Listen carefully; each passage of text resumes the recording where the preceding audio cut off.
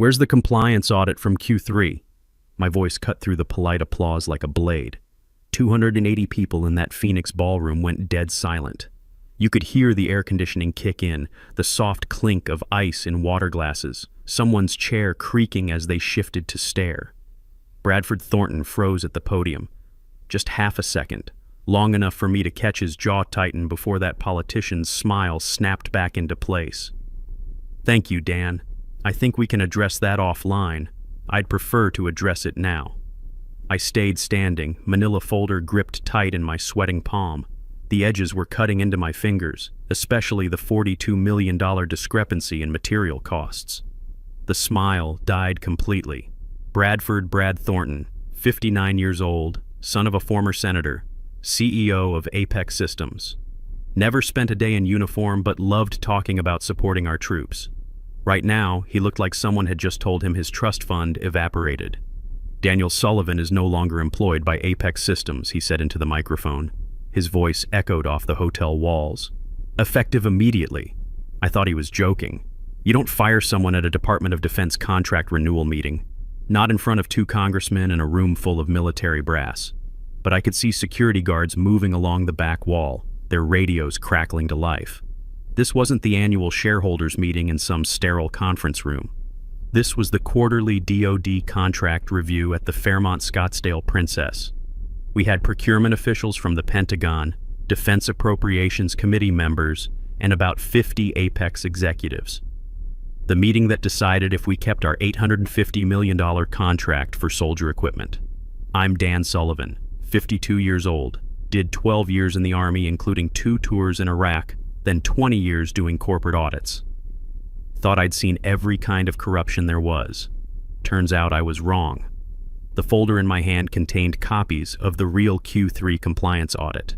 Not the sanitized version they'd presented to the board 15 months ago.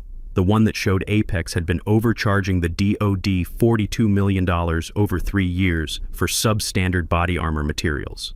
Brad had turned back to his presentation like I'd never existed. The PowerPoint slide behind him showed a graph of outstanding quality metrics and exceeded performance standards. All lies. I walked out slow, past the fake plants in their ceramic pots, past those motivational posters about excellence and integrity. The irony wasn't lost on me. Nobody said a word. Not my boss, Jerry Kowalski, who I'd worked with for 8 years. Not the VPs I'd pulled all-nighters for during merger prep. Not even the junior auditors I'd trained from scratch. The security guard who escorted me was professional about it. No handcuffs, no drama, just his hand on my elbow and a quiet, "This way, sir," as we headed for the lobby doors. The desert air hit me like opening an oven door. Phoenix in September still felt like 110 degrees, but it was better than the suffocating atmosphere inside. The valet stand was empty, except for one kid in a red vest who pretended not to stare as I stood there on the circular driveway. I'd made it maybe 10 steps when I heard footsteps behind me. Expensive leather soles on concrete, deliberate and measured. Military cadence. "Repeat your question." I turned around. Colonel James Walker, 68 years old, silver hair, shoulders still straight as a rifle barrel. Apex's board chairman and my former commanding officer from the 82nd Airborne. The kind of man who'd never wasted a word in his life. "The Q3 audit, sir," I said, falling back into old habits. It showed $42 million in cost overruns on the body armor contracts, material defects that could get soldiers killed. Jim just looked at me, not surprised, not angry, just measuring, like he was calculating artillery range in his head. "You have documentation?" "Yes, sir. Multiple copies." He nodded once. Sharp, definitive. Then he turned and walked back toward the hotel entrance, his posture never changing. That was it. No thanks, no promises, no explanation. Just that single nod that meant he'd heard me and filed it away. I got in my F-150 and sat there for a minute, engine off, AC blasting. The steering wheel was hot enough to brand cattle. My phone was already buzzing with notifications. Work email locked out, VPN access denied, Slack account suspended. They weren't just firing me, they were erasing me. I drove home to my empty house in Scottsdale, windows down because the AC couldn't keep up. My wife Linda had died of cancer 8 months ago, and I still wasn't used to the silence when I walked through the front door. Work had been my escape, my way of not thinking about the empty spaces where her voice used to be. The house felt like a museum now, her coffee mug still in the dishwasher, her bookmark still holding her place in some romance novel she'd never finish. I'd been meaning to box up her things, but every time I started, I'd find myself just sitting on the bedroom floor holding one of her sweaters. I pulled an old backup drive from my desk drawer, 5 years old, thick with dust, the kind of redundancy habit you develop when you've seen too many lost files. It took 20 minutes to boot up, the fan wheezing like it might die any second. But eventually I found what I was looking for. The original Q3 audit was all there. 3 different versions, each one cleaner than the last. The first draft showed serious problems with the Kevlar suppliers, substandard materials, failed stress tests, corners cut to meet profit margins that would make shareholders happy. By the final version, all of that had been sanitized into minor procedural adjustments and ongoing quality improvements. Corporate speak for we buried the problems and hoped nobody noticed. The metadata told the real story. The files had been edited right up until the day before official submission. Someone had systematically removed every red flag, every warning, every piece of evidence that might threaten the DoD contract. But they'd been sloppy. Digital fingerprints everywhere, timestamps showing who accessed what and when, email headers proving the cover-up went all the way to the top. I made copies, multiple copies on different drives. Old Army habit, redundancy saves lives. The call came the next morning at 6:47 a.m., unknown number. I'd been awake since 4, sitting at my kitchen table with cold coffee and printouts spread everywhere like crime scene evidence. Dan, it's Mark Rodriguez from Defense Today. I heard what happened yesterday. Mark was a journalist I'd met at industry conferences. Former Marine, Iraq vet like me had made a career out of exposing defense contractor fraud, the kind of guy who'd crawl through a sewer to get a story if it meant protecting troops. Word is they're already spinning this, he said. His voice was low, careful.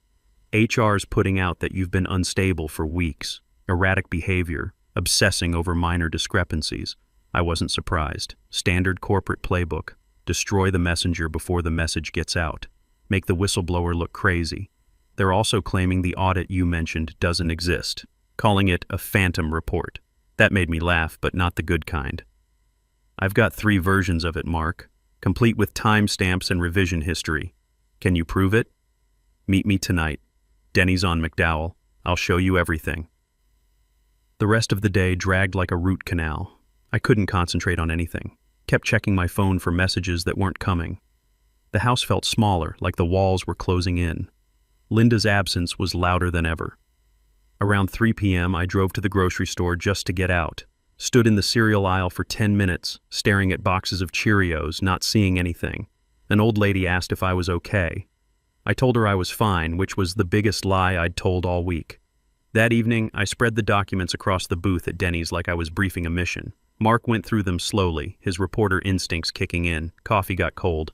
Waitress refilled it twice. This isn't just accounting fraud, he said after an hour, tapping the pages with his pen. This is about soldier safety. If these materials are substandard. 8 soldiers, KIA in Syria. 8 months ago, I said quietly. Equipment failures. Mark's jaw tightened. You could see the Marine in him surface. You think there's a connection? I think $42 million buys a lot of corners to cut. He started taking pictures with his phone, the camera flash reflecting off the laminated tabletop. I'm going to need verification. Independent sources. I might be able to help with that. Over the next few days, people started reaching out. Anonymous messages through encrypted apps, former colleagues who'd seen pieces of the puzzle.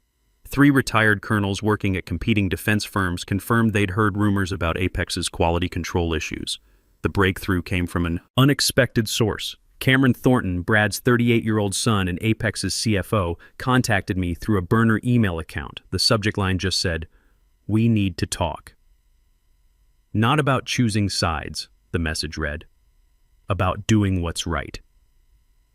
We met at a diner on the outskirts of Phoenix, the kind of place that served coffee in thick white mugs and had sticky vinyl booths. Cameron looked like he hadn't slept in days, dark circles under his eyes, 5 o'clock shadow at noon, hands shaking when he reached for his coffee. My father sold $8.5 million in stock 2 weeks before the DoD investigation started, he said without any preamble. Just laid it out there like he was ripping off a bandage. Why are you telling me this? Because I helped him bury that audit, Cameron said, staring at his reflection in the black coffee. And because I found out yesterday that the faulty armor plating killed a kid from my neighborhood, Billy Murphy, 19 years old. The name hit me like a punch to the gut. I'd been thinking about this in abstracts. Numbers, percentages, profit margins. But Billy Murphy had a name, had a family, had plans that would never happen now. Cameron slid a flash drive across the table. The plastic was warm from his pocket. Phone recordings, email chains, bank records. Everything you need to prove insider trading and fraud. I looked at him across the table, really looked at him. This was Brad Thornton's son, heir to the family fortune, next in line for the corporate throne. This destroys your father. My father destroyed himself, Cameron said. His voice cracked a little. He tried to make me his accomplice, but I can't live with Billy Murphy's blood on my hands. What about your future, your career? What future? He laughed, but it sounded more like a sob. You think I can look at myself in the mirror knowing I helped kill American soldiers for profit? I pocketed the flash drive. This won't be easy. Federal investigation, congressional hearings, media circus. Neither was Fallujah, Cameron said, but we did our duty there. Cameron had served 4 years as an Army finance officer before joining Apex. I'd forgotten that. He wasn't just some trust fund kid playing dress-up in Daddy's company. He was a veteran who'd taken an oath to protect and defend. What changed your mind? I asked. I called Billy's mom yesterday, he said quietly. Told her I was sorry for her loss. She thanked me for supporting our troops. He wiped his eyes with his sleeve. I couldn't tell her that my company killed her son. We sat in silence for a minute, both of us staring at our coffee like it might have answers. There's something else, Cameron said finally. Colonel Walker has been asking questions. Quietly. He's been reviewing contracts, checking supplier records, cross-referencing casualty reports. Jim Walker, my old CO. I should have known he wouldn't let this slide. He knows, doesn't he? He's been building a case for months. Your audit question yesterday just gave him the excuse to move. The DoD Inspector General's investigation moved faster than I expected. Within a week, federal agents were executing search warrants at Apex headquarters. I watched it on the local news from my living room, feeling like I was watching my old life get demolished in real time. Brad Thornton held a press conference denying all allegations, called it a witch hunt, blamed disgruntled former employees, promised full cooperation with authorities, standard crisis management playbook. But behind the scenes, everything was falling apart. The FBI showed up at my door on a Tuesday morning. 2 agents in dark suits, badges out, asking if I had a few minutes to talk, like I had a choice. Agent Jennifer Brooks was the lead investigator. Sharp eyes, no-nonsense attitude, the kind of person who'd probably been taking down white-collar criminals since before I knew what insider trading was. Her partner was younger, quiet, took notes while she asked questions. Mr. Sullivan, we understand you have documentation regarding irregularities in Apex Systems' DoD contracts, she said, settling into my kitchen chair like she belonged there. I'd been expecting this call for days, had the flash drives ready, copies organized, timeline written out, but sitting across from federal agents in my own kitchen still felt surreal. Before we begin, Brooks said, I want you to know that Apex's legal team has already been in touch. They're claiming you falsified documents, that you're a disgruntled employee with a history of instability. History of instability? Apparently you've been struggling since your wife's death. Missing work, erratic behavior, obsessing over minor accounting discrepancies. She said it matter-of-factly, watching my reaction. I felt my jaw clench, using Linda's death against me. That was low even by corporate standards. My wife died 8 months ago, I said slowly. Cancer. I took 3 days bereavement leave and came back to work because sitting in this empty house was killing me. If that's instability, then half the country's unstable. Brooks nodded. We've already spoken with several of your colleagues. Your work record is exemplary. 20 years, no disciplinary actions, commendations for thoroughness and accuracy. She opened her briefcase and pulled out a file folder. We've also spoken with Cameron Thornton. That surprised me. Already? He contacted us the day after your meeting, turned over his phone recordings, email access, bank records. Full cooperation. She paused. That's unusual in cases like this. Family members rarely flip that quickly. Billy Murphy changed his mind. The soldier killed in Syria? Cameron called the kid's mother. Couldn't live with himself after that. Brooks wrote something in her notebook. "We're going to need your testimony before a federal grand jury. Are you prepared for what that means?" I knew what it meant. Congressional hearings, media attention, Apex's lawyers trying to destroy my credibility. Character assassination on a national scale. Colonel Walker. "Vouching for you helps," she said, like she was reading my mind. "Medal of Honor recipient, 30-year military career, unimpeachable reputation. When someone like that says you're solid, people listen." The investigation moved faster than I expected. Within 2 weeks, Brad Thornton was arrested during an emergency board meeting. The FBI walked right into the Apex conference room and read him his rights in front of the same executives who'd watched him fire me. I saw it on the evening news. Brad in handcuffs, being led out of the building he'd run for 15 years. The reporter mentioned his son's cooperation, the $42 million fraud, the connection to soldier deaths in Syria. My phone wouldn't stop ringing. Local news, national outlets, congressional staff members. I unplugged the landline and turned off my cell. Wasn't ready to be the face of corporate whistleblowing yet. Colonel Walker called me that evening on my neighbor's phone. "The company needs new leadership in the compliance department," he said without preamble. "Interim position, with full authority to investigate and report directly to the board." What about Brad's allies? What allies? I could hear the smile in his voice. Amazing how quickly people forget their loyalties when federal agents start asking questions. The trial took 8 months. I testified for 3 days, walked through every document, every timeline, every piece of evidence. Apex's lawyers tried to paint me as a bitter ex-employee seeking revenge, but the evidence was too overwhelming. Brad's defense strategy was predictable. Blame underlings, claim ignorance, portray himself as the victim of overzealous prosecutors. Didn't work. When you've got your own son testifying against you, recorded phone calls and financial records showing insider trading, denial only goes so far. Cameron took the stand on day 12 of the trial. Watching him testify against his father was one of the hardest things I'd ever seen. His voice shook when he described the cover-up, the falsified reports, the deliberate decision to ignore safety warnings. The prosecutor asked him about Billy Murphy. "I called his mother," Cameron said, barely audible, "told her I was sorry for her loss. She thanked me for supporting our troops." His voice broke. "I couldn't tell her that my father's company killed her son for profit." The courtroom was dead silent. You could hear the air conditioning, the court reporter's fingers on the keyboard, someone in the gallery crying softly. Brad's lawyer objected, said it was prejudicial. The judge overruled, said the jury had a right to understand the human cost of corporate fraud. The verdict came back after 6 hours of deliberation, guilty on all counts: securities fraud, conspiracy, violation of the False Claims Act, the works. Judge Patricia Hendricks didn't mince words during sentencing. "Mr. Thornton, your actions represent a profound betrayal of trust. American soldiers depend on contractors like Apex to provide equipment that will protect them and bring them home safely. You prioritize profit over their lives. 15 years in federal prison. $60 million in restitution to the Department of Defense. Forfeiture of all assets obtained through fraud." Brad stood there like a statue when she read the sentence. No emotion, no reaction, just staring straight ahead like he couldn't believe this was happening to him. Cameron got 18 months and lifetime ban from the defense industry. Cooperating with federal prosecutors saved him from the full weight of justice, but he'd never work in defense contracting again. After the sentencing, I stood on the courthouse steps with Ashley, my 20-year-old daughter. She'd driven down from ASU for the trial, skipped classes to be there for the verdict. "Was it worth it, Dad?" she asked. "All of this?"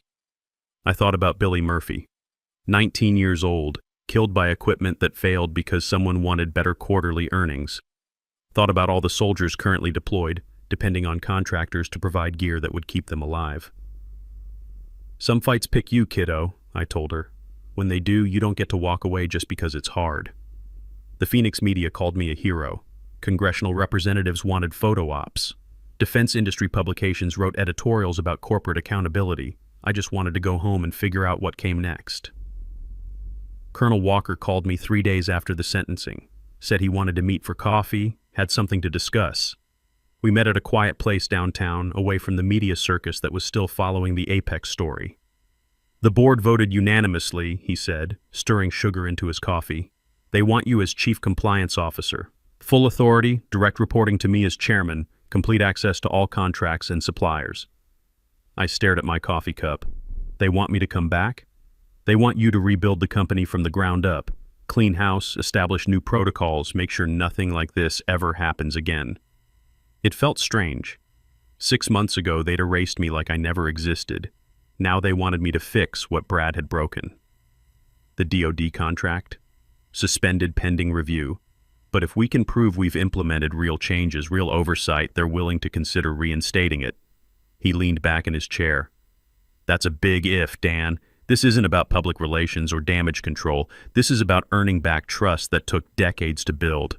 I thought about Billy Murphy's mother, about the soldiers currently deployed with equipment from other contractors who might be cutting the same corners Brad had cut. I want full audit authority, I said. Every supplier, every contract, every cost overrun. No exceptions, done. And I want a whistleblower protection program, anonymous reporting, independent investigation, zero retaliation, already written into your job description. I took the job, not because I needed the money. Linda's life insurance and my military pension meant Ashley's college was covered and I could retire comfortably. But because the mission wasn't finished, the first 6 months were brutal. We terminated contracts with 12 suppliers who couldn't meet new quality standards, implemented independent testing protocols that tripled our material costs but eliminated defects, lost $40 million in short-term profit. The board grumbled. Shareholders complained. Stock price dropped 15%. I didn't care. Every night I went home knowing that no American soldier would die because Apex Systems cut corners on their equipment. Mark Rodriguez from Defense Today wrote a follow-up story 8 months later. From whistleblower to watchdog, how Dan Sullivan reformed a broken system. The article quoted Colonel Walker. Dan Sullivan didn't just expose corruption, he built something better in its place. That's the difference between revenge and justice. Ashley graduated from ASU with a degree in journalism. Said she wanted to follow in Mark's footsteps, hold corporations accountable, protect people who couldn't protect themselves. Made me proud in ways I couldn't put into words. Cameron Thornton disappeared after his release. Moved to Oregon, took a job as a small-town CPA, sent me a Christmas card the first year with a simple message. Thank you for showing me what honor looks like. I kept it on my desk as a reminder that redemption was possible, even after you'd lost your way. The real test came 2 years later. A junior auditor named Kevin Mills found discrepancies in a subcontractor's invoices. Small stuff, maybe $200,000 over 6 months. The kind of thing that used to get buried in quarterly adjustments. Kevin was nervous when he brought it to me. New guy, afraid of making waves, worried about his career. What do you think we should do? I asked him. Follow the evidence, he said quietly, wherever it leads. I smiled. Then that's what we do. The investigation uncovered a kickback scheme involving 3 Apex purchasing managers and a parts supplier. Nothing like the Brad Thornton scandal, but corruption nonetheless. We fired the managers, terminated the supplier, reported everything to the DoD Inspector General. Cost us another contract, more bad publicity. Board meeting was tense. This is exactly what we hired you to do, Colonel Walker told the complainers. Better to find our own problems than have federal agents find them for us. That weekend, I drove out to the Arizona Veterans Memorial. They'd added a new section for Operation Enduring Freedom Casualties. Billy Murphy's name was there, etched in black granite along with hundreds of others. I stood there for a long time, reading names, thinking about the weight of responsibility. These weren't just casualties of war. Some of them were casualties of corporate greed, killed by equipment that failed because someone prioritized profit over protection. You didn't die for nothing, I said quietly to Billy's name. And it won't happen again. Not on my watch. Ashley met me for dinner that night. She was working as an investigative reporter for the Arizona Republic, covering environmental issues and corporate accountability. Any regrets, Dad? She asked over dessert. About everything that happened? I thought about it. About Linda not being there to see how things turned out. About the stress and uncertainty and months of media attention. About Brad Thornton sitting in federal prison, his empire destroyed. Your mom used to say that some people are put on this earth to comfort the disturbed, I said. And others are here to disturb the comfortable. Which one are you? I used to think I was the first kind. Steady, reliable, don't rock the boat, keep your head down and do your job. I stirred my coffee, watching the cream swirl. Turns out I was wrong. You disturb the comfortable? I disturbed the hell out of them. Ashley laughed. Mom would be proud. She'd probably say I took too long to figure it out. The waiter brought the check. Outside, Phoenix was cooling down from another scorching day. Traffic was light, the desert sky turning purple. So what's next? Ashley asked as we walked to our cars. Next week I'm testifying before Congress about defense contractor oversight. Next month we're implementing new supply chain auditing protocols. Next year, I shrugged, next year we'll find new problems to fix. Sounds like you're in this for the long haul. Someone has to be. I drove home through the desert thinking about oaths and duty and the difference between a job and a calling. The house was still empty, Linda was still gone, but the silence didn't feel oppressive anymore. My phone buzzed with a text from Kevin Mills. Found another discrepancy. Small one, but worth investigating. Should I dig deeper? I typed back, always dig deeper. That night I sat at my kitchen table with a cup of coffee and the latest supplier audit reports. Same table where I'd spread out the original Q3 documents 3 years ago. Same feeling of responsibility, but different now. Proactive instead of reactive. They'd fired me for asking one question. Now I was paid to ask all the questions. I took an oath once to defend this country against all enemies, foreign and domestic. Turned out some of the domestic ones wore expensive suits and carried briefcases instead of weapons. But an oath is an oath. It doesn't expire just because you change uniforms. The mission continues.